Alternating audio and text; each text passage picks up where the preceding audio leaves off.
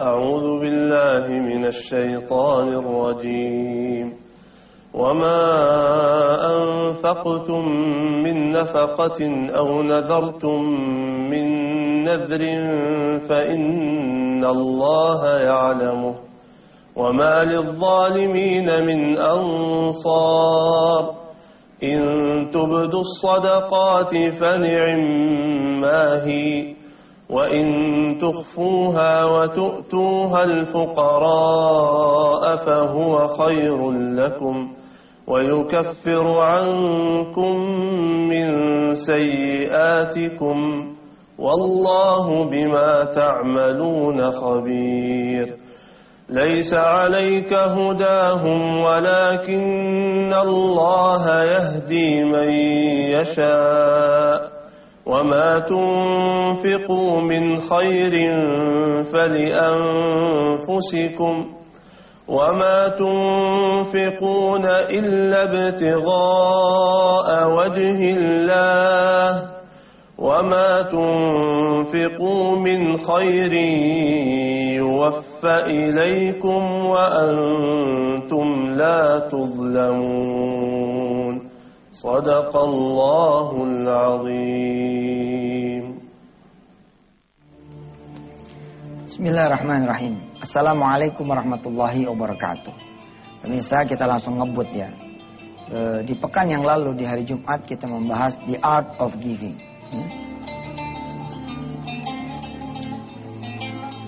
Kita sudah membahas the art of giving, bukan the art of doa. Kalau the art of giving itu seni bersedekah ya. Ini the art of doa, seninya berdoa. Yakni saya bilang ada doain yang lain dan kemudian ada amal soleh. Perkara doain yang lain ini adalah hebat sekali pemirsa. Kalau kemudian pemirsa mau mendoakan yang lain, maka kekuatan doa itu akan kembali kepada kita dalam bentuk yang mendoakan adalah malaikat Allah Subhanahu wa taala. Salah satu kenapa ya saya senang gitu berselawat yang lengkap ya. Selawat yang lengkap tuh Allahumma sholli ala Sayyidina Muhammad. Ya. Kan biasanya itu pemirsa salawatnya cuma sampai sini nih. Allahumma sholli ala Sayyidina Muhammad. Sini kan? Secara bercanda saya bilang, kalau doa kita hanya sampai Nabi Muhammad saja, walaupun tentu saja ukurannya nggak begitu ya, ini cara berpikir ya. Maka ini akan kembali kepada kita sebagai pelaku.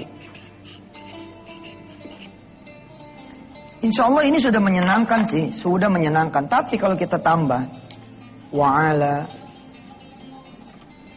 ali Muhammad wa'ala ali Sayyidina Muhammad. Ya Allah berikanlah salawat serta salam itu ya, misalkan gitu, kepada Nabi Muhammad dan kepada keluarga ini. Maka ketika kita mendoakan keluarganya Nabi Muhammad, maka kembali juga kepada keluarga pelaku. Kalau ditambah lagi wa ashabihi, kepada sahabat-sahabatnya, maka kembali lagi kepada sahabat-sahabat kita. Allahumma shalli ala sayyidina Muhammad wa ala ali sayyidina Muhammad wa dzurriyyatihi. Di sini saya tambahin wa dzurriyyatihi, dan turunan-turunannya. Maka turunan-turunan kita pun termasuk yang didoakan itu. Wa ashabi, wah subhanallah. Di dalam konteks semua bisa jadi pengusaha, mendoakan yang lain ini penting. Karena termasuk sedekah juga. Saudara punya perusahaan nih, lagi down gitu ya, lagi jatuh itu ke bawah. Di episode ini saudara berdoa, kalau cuma saudara bilang begini, ya Allah, selamatkan perusahaan saya. Bagus. Bagus, tapi lebih bagus lagi. Ya Allah, selamatkan perusahaan saya. Dan perusahaan segenap ya, kaum muslimin muslimat, mukmin mukminat punya usaha. Oi. Itu energi dari semuanya tuh langsung vut gitu ke ente. Kayak. Nah di sini saudara saya melihat ya, betapa beruntungnya mereka yang sholat berjamaah. Berapa beruntungnya mereka yang kemudian sholat. Sholat dan sholat berjamaah. Ini luar biasa ini. Ada pengajaran Allah tentang mendoakan yang lain. Ya. Bagaimana Nabi besar Muhammad sallallahu alaihi wasallam ya. Di bulan Maulid di mana Nabi kita dilahirkan, Nabi memberi contoh. Ketika sudah ada di langit ketujuh, langit ketujuh, naik nih ke Sidratil Muntaha, ke tepiannya langit. Dijelaskan di dalam surah An-Najmi, walaqad ra'ahu nazlatan ukhra. Disebut juga dalam surah An-Najm, inda Sidratil Muntaha, indaha jannatul ma'wa. Lalu naik nih langit ke-7, Sidratil Muntaha, tepiannya langit, tepiannya arsy Allah. Begitu mau melanjutkan perjalanan, Jibril bilang sama Nabi Muhammad, ya Nabi Allah, ya Rasulullah, ya Muhammad, teruskan. Saya tidak mampu menemani engkau masuk ke arasy Allah. Saya tidak mampu menemani engkau kemudian bermuajahah dengan Allah Subhanahu wa taala, bertatap muka dengan Allah. Ketika kemudian Nabi Muhammad tetap meminta kepada Jibril, temenin. Lalu Jibril di situ kemudian ra'ahu nazlatan ukhra. Ya. Nabi Muhammad melihat Jibril menampakkan wujudnya yang asli. Apa kata Jibril? Ya Muhammad, kau lihat ini badanku, kau lihat tubuhku besar sekali ini. Ya, konon sayapnya itu meliputi langit ya, timur dan barat. Pokoknya gede banget dah. Kata Jibril, kalau saya melangkahkan kaki saya, selangkah lagi saja, maka sayapku ini dan badanku akan terbakar. Masuklah Nabi Muhammad nih ke Allah. Apa yang diucapkan oleh Nabi Muhammad sallallahu alaihi wasallam? Itulah yang diabadikan di dalam tahiyat ya. At-tahiyyatu was-salawatu wat-thayyibatu lillah. Nabi Muhammad memuji Allah Subhanahu wa taala. Segala penghormatan, segala pujian, segala kebaikan lillah, untukmu ya Allah. Lalu Allah memberi salam kepada Nabi Muhammad sallallahu alaihi. Assalamu alayka ayyuhan nabiy wa rahmatullahi wa barakatuh. Keselamatan buat engkau wahai Muhammad. Rahmatku, keberkahanku meliputi dirimu. Tapi hebatnya Rasulullah, nih dia mengingat kita. Inilah pengajaran terhebat dari Rasulullah buat kita. Udah ketemu sama Allah, dia tidak langsung mengaminkan jawaban sebagai jawaban dari salamnya Allah, melainkan Nabi Muhammad jawabnya apa? Assalamu alayna. Hebat. Ya. Kita duluin orang lain, kita doakan orang lain sebagaimana jawaban dari Rasulullah tatkala menjawab salamnya Allah, Assalamu alayna. La ya Allah, tidak ya Allah. Assalamu alayna, salam itu bukan untukku saja, tapi untuk kami. Wa ala ibadillahis shalihin, dan untuk segenap orang-orang yang saleh dari hamba-hambamu.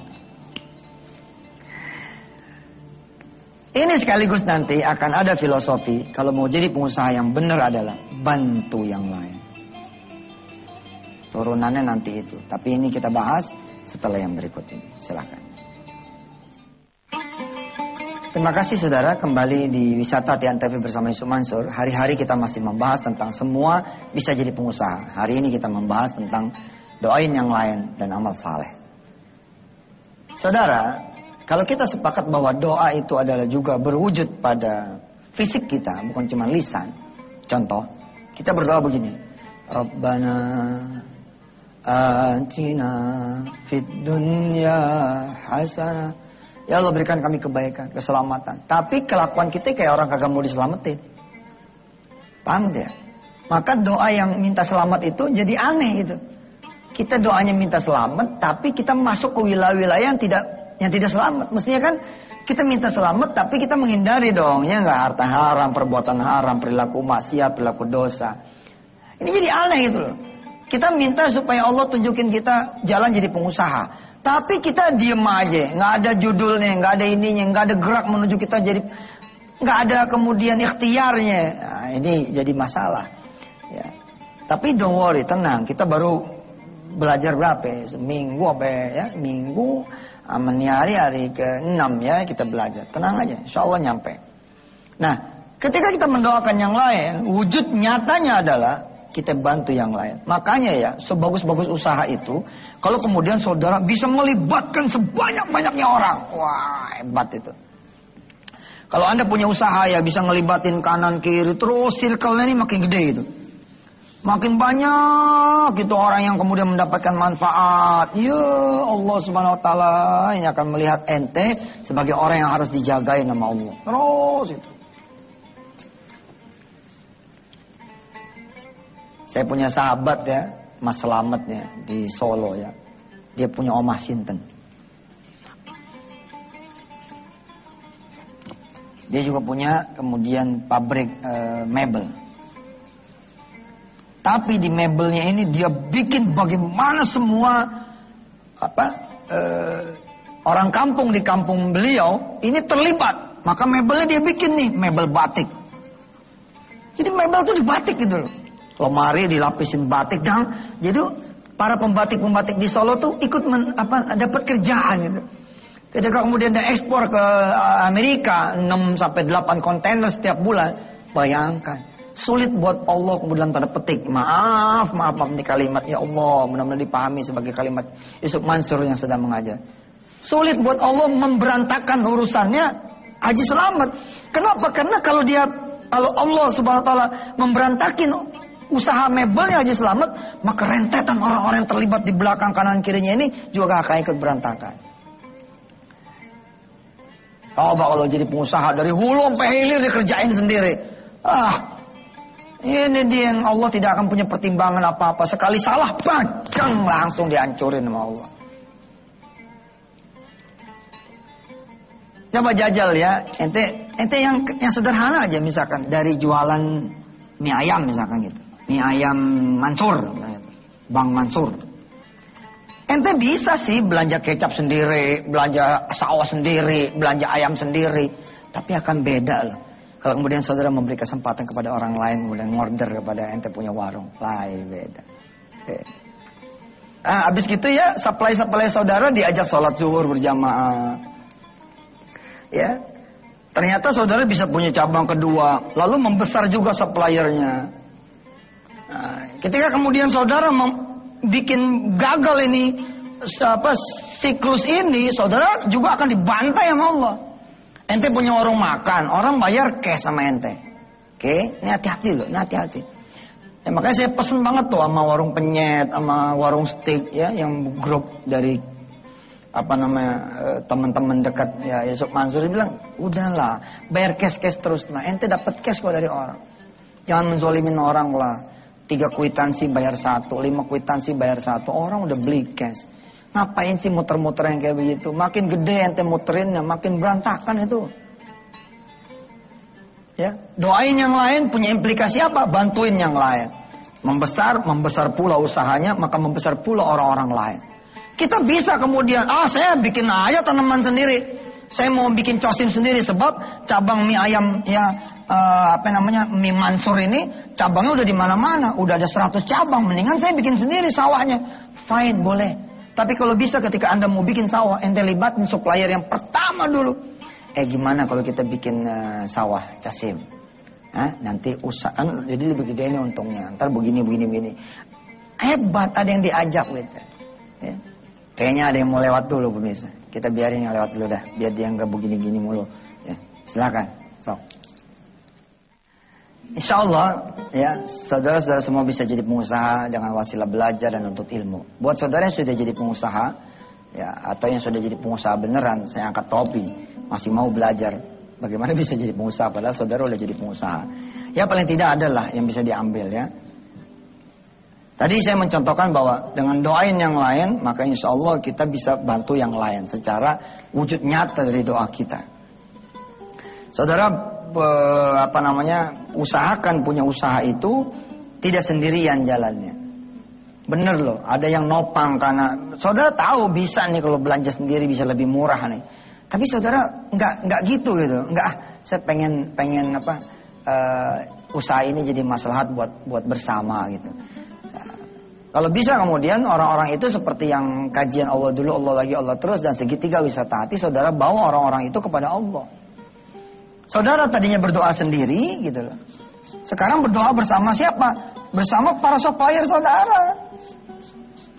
Nah, ketika saudara sudah menzolimi supplier saudara yang lain, nah di sini Allah tidak merasa penting untuk menjaga usaha saudara. Habis aja udah. Saya pengen bikin apartemen. Terus bagaimana caranya Ustadz kalau begini? Motivasinya adalah untuk membantu yang lain. Bagaimana kemudian para wali-wali murid tidak kesulitan ketika menjenguk anaknya, tidak kena macet, tidak apa. Nawaitunya itu dulu, bantu yang lain. Usaha tuh ya kalau udah nawaitunya mau bantu orang lain, insya Allah Allah akan tolong. Nih, doain yang lain. Tagihan macet. Ya Allah, ini tagihan macet. Bagus. Tapi lebih bagus lagi. Ya Allah, tagihan saya macet. Dan saya dengar teman-teman saya juga tagihan macet. Saya ketipu ya Allah. Saya dengar teman-teman saya yang lain juga ketipu. Mohon kau begini, mohon kau begitu. Bantuin. Doain yang lain. Yang berikutnya langsung kita bungkus saja hari ini. Supaya besok kita udah bisa belajar tentang yang lain. Yakni amal soleh. Jadi pengusaha itu mesti ada amal solehnya. Kalau nggak punya amal soleh. Nah, ini perjalanan saudara akan berat. Nah saudara kalau lihat ini, bisa di zoom ini rekening sedekah ya, untuk percetakan Al-Quran, untuk sedekah sawah, untuk makan santri, dan lain-lain. Ini nomor rekeningnya, BCA Bintaro, 6030779922. Atas nama Darul Quran Nusantara. Konfirmasinya ke Handy 0815-1900-3181. Nah jadi pengusaha, ini saya kasih ladang amal ya. Saya kasih ladang amal. Anda tidak punya modal cukup gitu loh.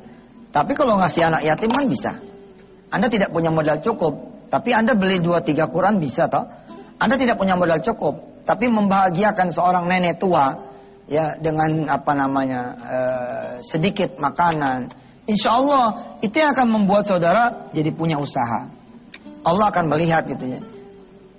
Hambaku belum banyak aja duitnya udah bantu orang, apalagi nanti banyak duitnya. Allahu Akbar. Pemirsa yang dirahmati Allah, mudah-mudahan kajian kali ini ada manfaatnya dan juga kajian yang kemarin-kemarin juga yang akan datang ya. Saya menunggu saudara di sedekah untuk percetakan Al-Quran.